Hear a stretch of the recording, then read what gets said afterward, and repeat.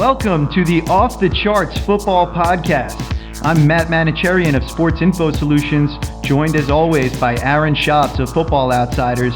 Aaron, I gotta be honest with you, I'm feeling a little bit depressed this week. If a touchdown isn't a touchdown anymore, then I don't know, is a butt fumble a butt fumble? I really don't know what to believe. I like Scott Kazmar's name for that play. He called it the butt fumble. The funny thing is, I thought it was crazy as it was happening. And, of course, I'm a Patriots fan, yet I still thought it was a little nuts. Going back and watching replays, I do understand why they made that decision, but it's hard to say that there was definite enough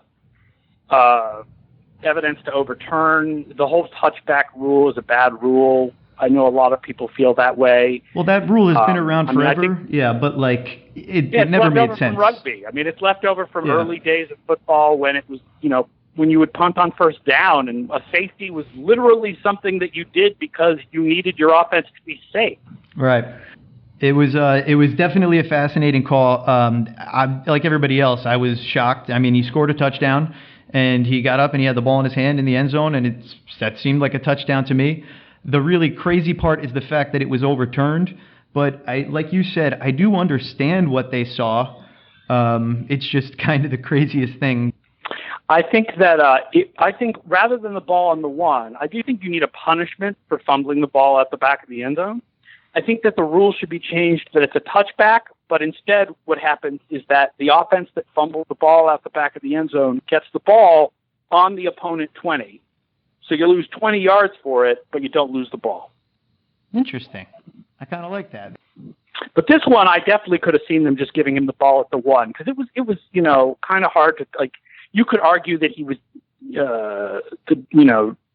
losing the ball before he got into the end zone in the first place. So then maybe he's out at the one. Like, it was just the frustrating. I don't know. It seemed like really close to overturn something like that. He never really did lose the ball, which is, I think, what gets a lot of people stuck. So it's a tough one. I'm happy I don't have to be in charge of making that rule. I think the biggest bummer of last week wasn't that play, even, unless you're a Jets fan, I guess. The biggest bummer was losing Aaron Rodgers for the season, which just is so many injuries this year, so many season-ending injuries to major players. It's depressing. So, yeah, we talked about Aaron Rodgers last week, and this unfortunate injury happened. And, even non-Packer fans are depressed by this one. This is just, we get to watch this beautiful, beautiful football, and we take it for granted maybe, but we're not going to get to see that for the rest of this year, and it's a shame. The thing with Aaron Rodgers, and we kind of mentioned it last week, we can't even really quantify how good he is just yet. He doesn't automatically go to the top of any quarterback ranking or QBR or any other passing statistic just because it's a context-dependent sport. But I will say this, I'm very confident, and we're working towards separating out teammate effects and doing a better job at kind of figuring out what the impact of all 11 guys and 22 guys are on the play. I think we're pretty good at opponent effects, but separating out teammate effects, when we get to that point, we're going to know, because for the last 5-10 years, we're going to see Aaron Rodgers' name on the top of all of those metrics. I think everybody feels that way because he makes plays. When plays break down, he makes them happen. And sometimes even when he does, the receivers will let him down. So I saw the reaction after the injury that a lot of people were talking about, Kaepernick.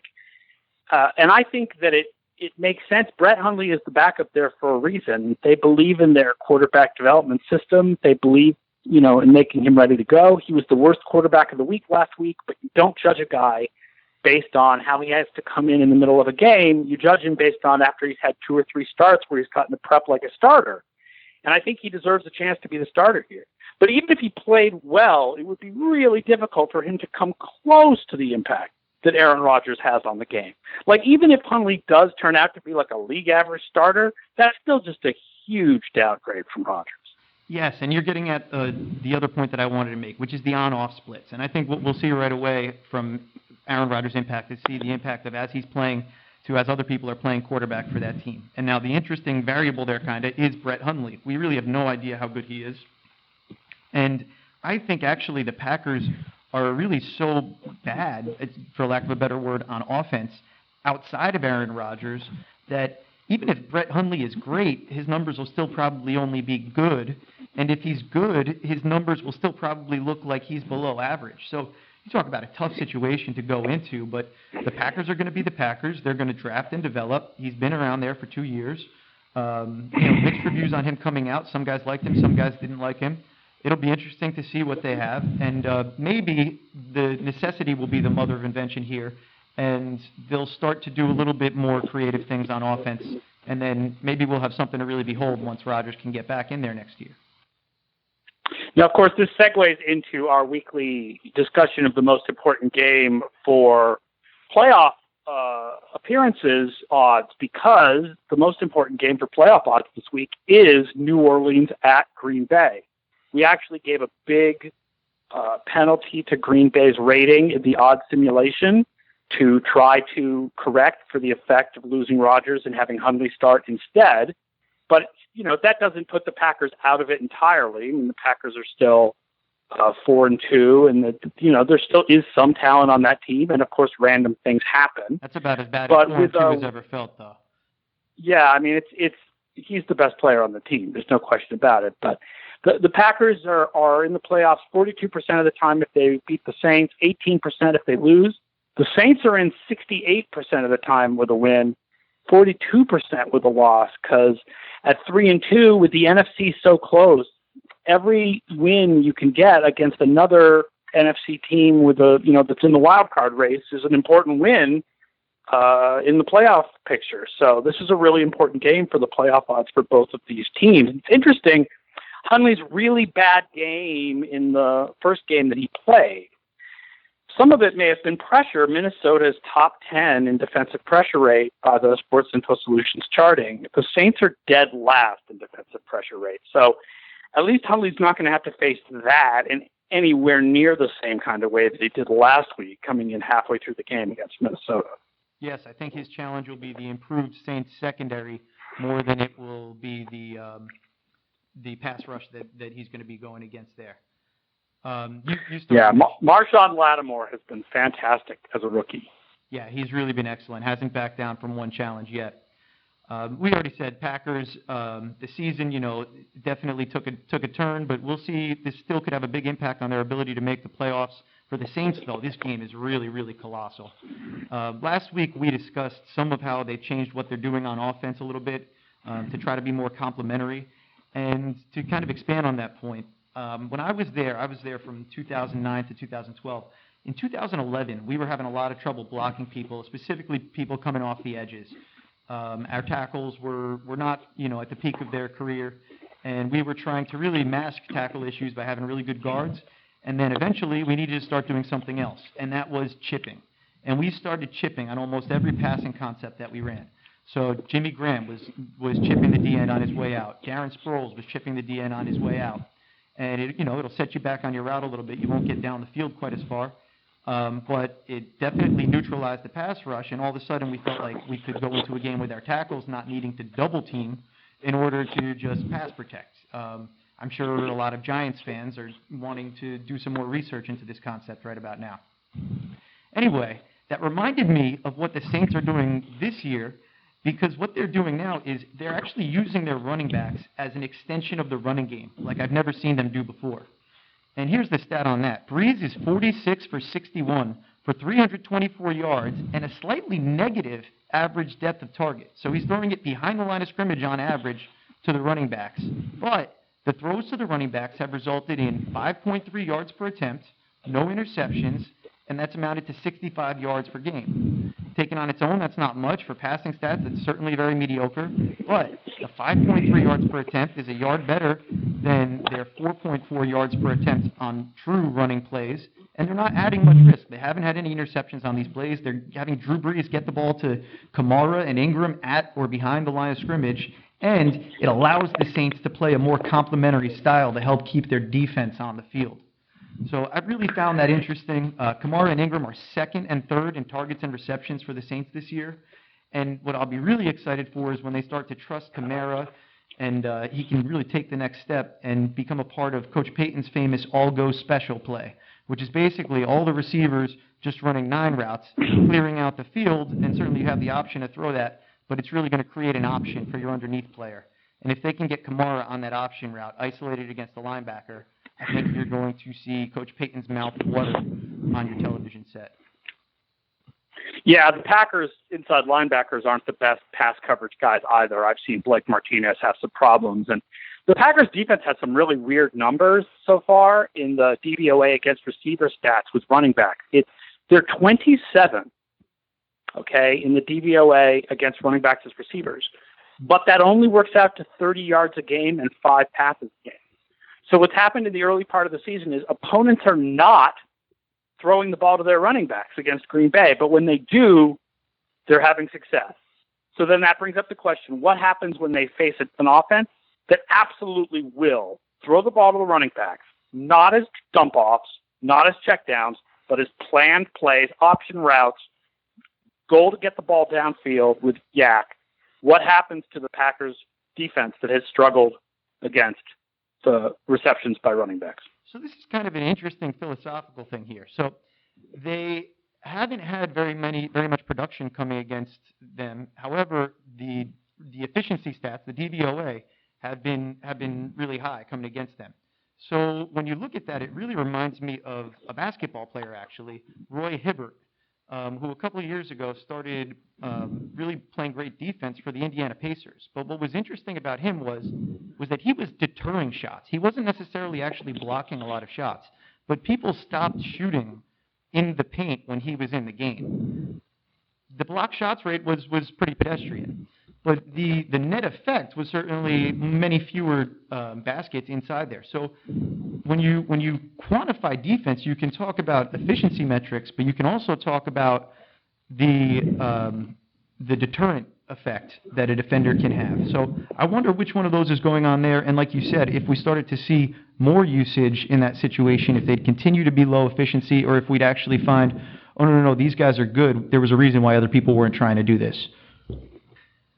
Moving forward, our second most important game of the week matchup is an AFC North matchup between the Cincinnati Bengals and Pittsburgh Steelers. Aaron, what are the percentages coming in there? Yeah, I mean, I don't think people are thinking about Cincinnati right now because they started the season so poorly. So poorly. But they had so poorly. Then they had the close game against Green Bay, and they lost in overtime. And then they've won their last 2 against Cleveland and Buffalo. The offense has been much improved since Ken Zampese was fired and replaced with Bill Lazor. And so Cincinnati is 2-3, and they're in this thing. So Cincinnati's playoff odds with a win are 47% with a win, 20% with a loss. Now, of course, Pittsburgh is really high in our rating, and Pittsburgh is 4-2.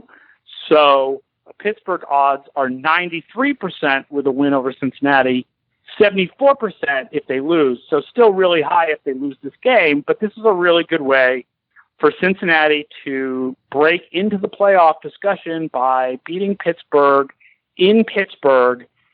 And the really strong discussion about this game, even though the offense for the Bengals has been better since the change of coordinator, is the quality of these defenses. Because these defenses have been both, I think, a lot better than anybody would have expected going into the season. And right now, Cincinnati is 3rd in the league in defensive DVOA, and Pittsburgh is right behind them at 4th. Yeah, that's really unbelievable. I guess let's start off with Cincinnati, because like you said, they've crawled back from the dead. And I think a lot of it has started with their pass rush. Carl Lawson, Carlos Dunlap, and Geno Atkins all have double-digit hurries so far this season. So, I mean, those guys have really been outstanding. Where I look at the concerns, I think that when Adam Jones is playing like your best corner and you start to see injury issues pop up, I have some concerns about their secondary. But like you say right now, with those guys getting it done up front, that masks a lot of things. Yeah, they're 6th in adjusted sack rate. They're 3rd in pressure rate. Cincinnati, on the other hand, they've struggled against slot receivers this year, so you could see some Juju Smith-Schuster there, some Eli Rogers.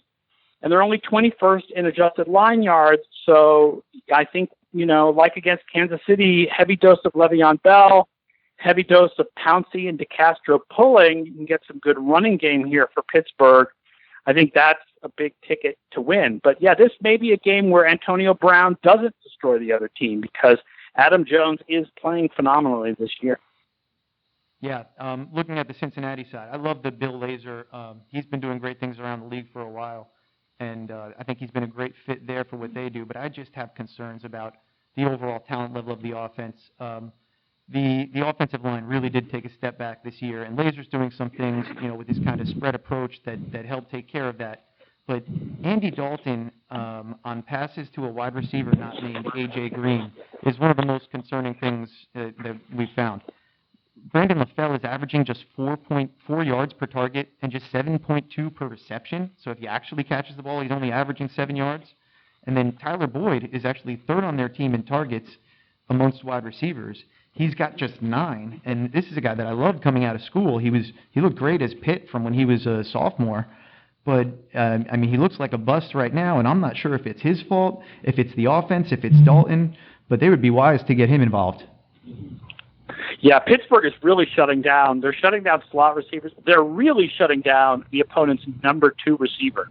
When we adjust for opponent for how good those receivers are, we end up with Pittsburgh allowing an average of 17.5 yards per game to the number 2 receiver on the other team, which is just like mind-boggling. So you can probably kind of just say goodbye to Brandon LaFell. Yeah. I'm not even sure if he's going to be appearing in this film. The other thing I think, and the big difference here that gives Pittsburgh an advantage besides having the home field advantage and having I think a better quarterback, even if Roethlisberger is so inconsistent these days, better pass protection, right? You're saying about the Cincinnati offensive line, Lazor is trying to scheme things so that the offensive line isn't a problem, but they're still middle of the pack in pressure rate allowed, whereas the Steelers are one of the best offensive lines in the league in pressure rate allowed. So even if both of these teams are bringing heavy pass rush, and they are, the Steelers' pass rush is also really heavy. They're second in adjusted sack rate this year. The Steelers' pass protection is a lot better than the Bengals' pass protection. And so both teams have the strength, but only one of the teams matches that strength with its own strength. Definitely. And then taking a kind of a deeper look over at the Pittsburgh defense, they've, aside from a few games where Pittsburgh looked bad, they've looked like as real a contender as there is in the AFC. Cam Hayward has just been awesome. He leads their pass rush with 3 sacks and 18 total pressures. And then Bud Dupree is a really interesting guy because he only rushes about 2/3 of the time, kind of what we've seen from the Bruce Urbans of the world in the last few years, kind of a guy who's usually coming but not always coming. But on just 100 pass snaps, basically, he's got 2 snaps and 13 pressures. So it's been those 2 guys, and then outside of it, they're mixing it up. There are different guys that are coming at the passer on every play, and it really reminds you of what the Steelers were doing, 10 years ago before they became more of an offensive-focused team. The other side of it is the secondary. And the secondary has really improved from being a big weak point last year. You talked about their success against number 2 receivers, and I think that has a lot to do with a guy that they added in the offseason that maybe we thought was finished in Joe Hayden. Ryan Shazier has done his part. He's been playing out of his mind in the run game and in the pass game. 2 interceptions and 4 passes defense. But the corners are the really interesting part. And we said you need 3 good ones. Artie Burns is allowing 46% completions against. Hayden's allowing just 55% against. Between them, they've only allowed 24 completions compared to 9 combined passes defense. And who's the third corner? The emergence of Mike Hilton has been huge for the Steelers. He's given up just 64 yards all year on 145 pass snaps and 16 targets. So that's 4 yards per target for a corner, which is really unreal. The Steelers' defense might be back for real. Yeah, and even to expand it past that, I'm not sure most fans realize how much the AFC North is back to its strong defensive ways this year all around. Not only has the Pittsburgh defense improved, Cincinnati's defense is playing really well. Baltimore's defense is playing really well. Baltimore is 5th in the league in defensive DVOA. So the 3 AFC North teams right now are 3, 4, and 5. And then Cleveland has Jason McCourty, Myles Garrett, and then there are also 9 other players who wear uniforms on every defensive play. But Jason McCourty and Myles Garrett are playing really well. And seriously, to get back to Baltimore, even though they're not involved in this game, obviously this game is important for the playoff odds, not only for Cincinnati and Pittsburgh, but for Baltimore. Baltimore is also strong pressure rate. They're 11th in pressure rate, and they're also getting strong cornerback play. Jimmy Smith, 4th in yards allowed per pass, 5th in success rate allowed. We do not talk about Jimmy Smith enough. He is one of the top cornerbacks in the league. No one ever discusses this guy. Well, we talked about him, 3 weeks ago? We said the same thing, right? Right, that no one ever talks about him. This is the Off the Charts podcast, your home for Jimmy Smith praise. We are your home for praise of Baltimore's Jimmy Smith. He's really good. So a couple other guys. You mentioned the Browns, and just as I was doing some of the research for this segment, I looked up Myles Garrett. He popped up on the pressure rate leaders. So for defensive ends with 30 or more pass rushes, he is leading the league. He's the only guy with a pressure rate above 20%. He's got 7 pressures on just 33 pass snaps. Obviously, super duper small sample size, winning the small sample size Olympics, but that's a really impressive number there. Another guy who is just absolutely freakish, and while we're talking about freakish numbers, not playing in that division, but Aaron Donald, he is a defensive tackle who leads the league in pressures with 28. DeMarcus Lawrence is tied with him, but all you have is defensive ends and linebackers until you get to number 26 on the leaderboard, which is Geno Atkins with 16. So Aaron Donald is just, the outlier of outliers this year, doing things similar to what J.J. Watt was doing a couple of years ago. He's beating defensive ends at a defensive end stat, and he's nearly doubling the second best guy that plays his position in terms of pressure rate. Matt, you segue when you don't even know you're segueing. Because Aaron Donald is the favorite player of a young man who now writes part of the Film Room column for Football Outsiders. And I believe he is this week's special guest. Up next, we have a very special guest, Charles McDonald, who our listeners know well from the Football Outsiders Film Room. He also is a part of the Setting the Edge podcast. Charles, what's going on? Nothing much. Glad you guys are having me on today to talk about some Falcons Patriots, because I know that is my unfortunate area of expertise. Yeah, I might just stay out of your two guys' way and let you guys go at it here. Well, it seems to me like, we've had a lot of talk this season, and certainly for you as a Falcons fan, about why does the Falcons offense not seem as dynamic as last year. And given how bad the Patriots defense has been this year, this seems like Steve Sarkisian's ultimate test of whether he can reach into the magic bag and pull out all of Kyle Shanahan's tricks from last year. Yeah, it's a little frustrating watching the Falcons offense. And they haven't been a bad offense by really any measure. They're still 4th in offensive DVOA. They're 1st in rush offense DVOA. But the big difference between Shanahan last year and Sarkisian this year is Sarkisian is a lot more conservative with his approach in terms of passing the ball, which is kind of frustrating and weird to see when you have all these explosive weapons like Julio Jones, Devontae Freeman, Tevin Coleman. But, they're kind of almost doing what Detroit does, where they're just kind of dinking and dunking down the field and hoping that someone can break free on a long gain. And it's a little bit frustrating, too, because their offensive line, at least I think, has been performing better than last season. So I would like to see them open it up and kind of take some deep shots down the field. But, that really hasn't been Sark's thing since he got here this season. And I think if you do it right, you can take advantage of the problem the Patriots have had, right? Because the biggest problem the Patriots have had on defense is that it seems like none of them are on the same page or have practiced together.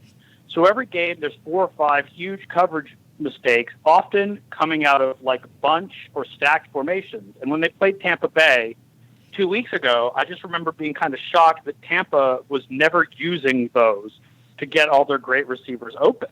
So is Atlanta going to use those? Are they going to take advantage of that problem the Patriots have? Or are they just going to put their guys all out there on islands and try to beat them, not even deep, short, I guess? Yeah, it's kind of interesting to see how this team has evolved, because I took some time and just charted all the passing plays from the Dolphins game on Sunday, and they're using a lot of 3-by-1 sets where you have 3 receivers on one side, 1 on the other, but they aren't really using any bunch sets, which was a huge piece of Kyle Shanahan's passing offense last year. And if you just look at the 34 throws from Matt Ryan that qualified in that Miami game, 24 of his 34 throws were within 10 yards of the line of scrimmage or behind the line of scrimmage. So, a huge step down from that kind of pedal to the metal offense that they had last year, which did bite them in the butt in the Super Bowl. But they're, just seeing them be conservative and target Austin Hooper and Taylor Gabriel more than Julio Jones and Devontae Freeman, Tevin Coleman is just kind of weird. And if Sark can break out of that conservative tendency, you have the playmakers to go light pretty much any defense up, and the Patriots defense has definitely struggled to this point. So I would hope that he kind of diversifies it a little bit and gets more aggressive. So Charles, you said something that struck me right there, and you said, we saw how that worked out for us at the end, that pedal to the metal approach. And I think it's really interesting going into this Patriots-Falcons game. Obviously, we can think back to the Super Bowl, and that was a game where the Falcons obviously took a big lead. They kept the pedal to the metal, and it came back to bite them, right? Now, last week, the Falcons go up 17-0 at halftime against a team that nobody still thinks is very good, really, and they took the pedal off the metal, right? However you say that, they took their foot off the gas, and we saw that they still had the same result, even though they had a really different process going into last week. So it seems that maybe they're experimenting and trying to find what that sweet spot is. But going into the Patriots game this weekend, I think would be a great remedy based on the way the Patriots defense has looked over the last few weeks. Yeah, and one of the issues in the Dolphins game was they just really didn't have the ball a lot in the second half. Matt Ryan only threw 2 passing plays in the third quarter. I think they had 7 or 8 total offensive plays in the third quarter. So if they can kind of get that time of possession battle back in their favor and figure out a way to slow down some of these opposing rush defenses, I think, if you give Sark a chance to dial it up and throw the ball deep to Julio or figure out ways to get the ball in Tevin Coleman's hands, I think that this could be the game where they come to life. But, they're going to need the ball in order to do that, too, which is something they struggle with on Sunday. The Patriots defense so far would certainly point to that. I mean, they're 27th in DVOA on passes to running backs. And the Jets running backs caught like 11 of 11 passes for 80-something yards last week. And so you would think Tevin Coleman, Devontae Freeman are going to play a big role in the passing game, right? That's like this kind of short pass that's not a problem because usually that's set up for the guy to get some good yak. And they're 31st in passes to number 1 receivers, so high Julio Jones. And I know one of the problems is they're not throwing to Julio in the red zone. I don't remember where I saw it something today about like there's only been like 1 throw to Julio Jones in the red zone all year or something. And they're 28th in DVOA passing in the red zone. Those two things could be connected. Yeah, it's kind of interesting because Julio, he hasn't really been a guy that's been a huge red zone target throughout his career at the same time. But I think it was Field Yates who I had the tweet you're talking about, where he's only had 1 red zone target through 6 games, which is or through 5 games because they had a bye, which is almost like borderline unacceptable. So yeah. Sorry, I'm going to come back in here. You mentioned Matt Ryan before, and I was just able to pull up a little bit of data about how far he has been throwing the ball down the field and how successful he's been when he's been doing it. And on throws that traveled 15 yards or more in the air, last year he was 60 for 104 for 1,730 yards, 11 touchdowns, 1 interception. This year that's 11 for 29, 2 touchdowns, and 3 picks. So certainly the numbers support what you're trying to say. 16.6 yards per attempt on those deep balls last year, 12 this year. Yeah, and that speaks to the conservative nature that they've taken on offense, which doesn't – it's just kind of weird to see when you have all those playmakers where I think a lot of people would still say just if you look at talent, this is probably the most talented offense in the league, but they're just not really taking advantage of it. I mean, last Sunday against the Dolphins, Tevin Coleman only had 1 target on 34 attempts, which is, not something that you really want to see. And going into that game, it's not even like the Dolphins had a great pass defense. So I would hope that they just kind of get loose and be aggressive this week. And I know that Dan Quinn voiced his frustrations earlier this week about Julio Jones not getting enough touches after the Miami game. So it looks like that's something that's on their radar too. I think there's going to be a lot of discussion about, the Patriots defense trying to solve its problems and the Atlanta offense. Solve its problems is the wrong term, but, trying to return to the greatness of last year. I think on the other side of the ball, we all just accept that the Patriots offense is great and the Falcons defense has been lousy, but we did think that the Falcons defense was going to be better than this year. Are the young guys just not improving, or what's going on there, especially against the run? They're 29th against the run. Yeah, the big issue against the run, at least, one, Duke Riley has not been playing well. A lot of people thought he was going to come in and just play like Deion Jones did last year, and that hasn't been the case so far. And the bigger issue, I think, is something that they attempted to fix today was the depth behind Dontari Poe and Grady Jarrett was just not there. I mean, Jack Crawford got hurt with the season-ending injury. Courtney Upshaw's been out of the lineup. So they've been relying on guys that they pull up from the practice squad. Joe Villano, they pulled up from the practice squad last year, and then Tanilo Tupoa, who they pulled up last week. So they went out and signed Thibaut Rubin, who played with Seattle last year, and he was a part of one of the better run defenses in NFL history, according to DVOA last season. So I think that he's going to be active on Sunday, and hopefully adding a legit body in there behind Poe and Jarrett gives them some semblance of run defense, because when those two guys come off the field, or if even one of those guys come off the field, the opposing teams, they're just attacking the lesser defensive tackles on the team, which has just been killing them. Yeah, and part of one of the top run defenses this year, right? He was in Denver. Yep, he was. Until now. Yeah, he only played 13 snaps with them, so I'm not really sure what happened there. That's not really a big deal, then, is it? No. No, he didn't play much in Denver this season, but he was a huge part of that Seattle run defense last year. I mean, he was a big part of their defensive line rotation for 2 seasons, and obviously that was one of the better run defenses in the league over that span. Anything else you want to say about the Falcons defense, or? The Falcons defense, I hope that the pass rush comes to life a little bit this week, because last week, it's not like their pass rush has been bad. I think they're going into last week against Miami, they were top 15 in sack percentage, and last week they kind of failed to get a sack. But, they're still getting pressure on the quarterback. They just didn't get home on Sunday. So, you have another week with Vic Beasley back in the practice routine. Tack McKinley's been a pretty solid contributor as a rookie. And then hopefully you can get Courtney Upshaw back, and perhaps a Thibaut Rubin will be healthy. But, we saw Grady Jarrett have 3 sacks in the Super Bowl. Like, I don't think he's going to replicate that exact success, but hopefully they can kind of come back to life after a dormant week last week.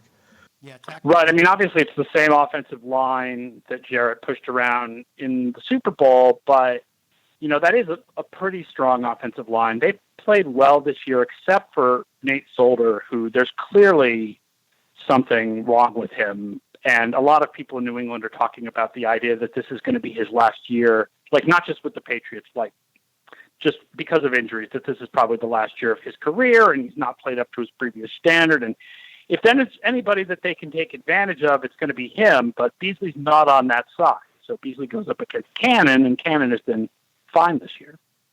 Yeah, and Cannon shut Beasley down in the Super Bowl, so hopefully Beasley can maybe get a sack or a couple of pressures on him. Yeah, they've got a good pass rush rotation there. It's just, Beasley, a lot of it, when you lose the best pass rusher, everybody else suddenly gets more attention than usual and isn't going to be getting to the passer as much.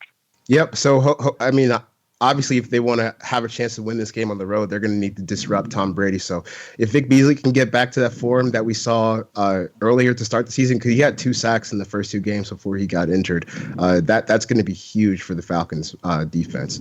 And, this defense, they're kind of built like a front-running defense where, they're not the most stout against the run, but if the Falcons offense can get a couple scores in before halftime, and you kind of force the other team to play catch up and throw the ball, that's kind of where they can hurt you, where they can pin their ears back, and they have a lot of speed in that back 7. But they're a defense that kind of needs to play with the lead. And the Falcons offense, they have a perfect opportunity to get back on track in regards to being, the best offense in the league against the Patriots this week. So if they can mount up a lead this week and kind of let the defensive linemen and linebackers pin their ears back and play loose and fast, I think that they might be able to create an explosive play or 2 on defense.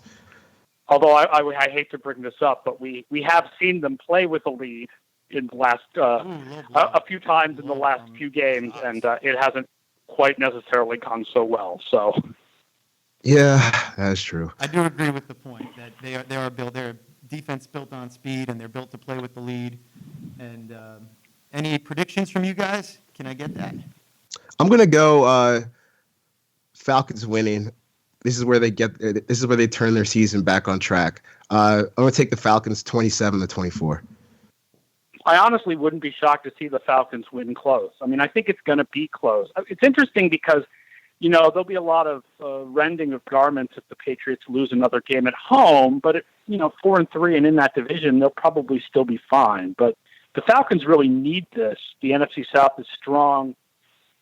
But I think they actually, I don't know, maybe they need it more psychologically. I often talk about how the best kind of loss you can have is to lose on the road against a non-conference opponent because of, playoff tiebreakers. But at the same time, you wonder another loss to the same team after the Super Bowl. I don't know what the psychological ramifications of this stuff would be, but, I think they'd like to have this one. So it's going to be pretty close. Yeah, it was interesting to see after the game on Sunday, Devondre Campbell, he said flat out that they've been looking forward to this since February, and it's hard to blame them to be excited about this. But at the same time, if you're in a game against the Dolphins, you can't kind of lose focus of what's about to happen in the next week. So, this is a huge week for them, for their season, for their chances to make the playoffs. And like you said, the NFC South outside of Tampa Bay is really, really surging right now. Yep, could have been a trap game last week. One last note, Devondre Campbell, who you just mentioned, has only rushed on 27 plays this year, but he's created 7 pressures, including a sack, on those 27 snaps. That'll do it for this week's episode of the Off the Charts Football Podcast. We'd like to thank our guest, Charles McDonald. Before we go, a quick reminder that charting data and projections are for sale on footballoutsiders.com, featuring Sports Info Solutions charting data. You can also subscribe to this podcast on iTunes or Stitcher by searching Off the Charts. And you can follow us on Twitter at sportsinfo_SIS, or for Aaron at FB Outsiders. Thank you and have a great weekend of football. We'll see you next week.